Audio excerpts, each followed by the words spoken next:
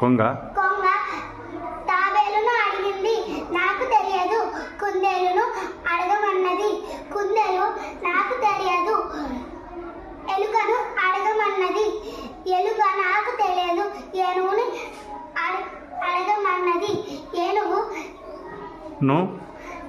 అడిగితే నీ పొట్టలో ఉంటుంది చూసుకో. కొంగ ఏం పట్టుకుంది? చేప పట్టుకుంది. కొంగ ముందుగా ఎవరిని అడిగింది? తాబేలును అడిగింది. ఎలుక ఎవరిని ముందు అడగమన్నది? ఏనుగుని అడగమన్నది. ఏనుగు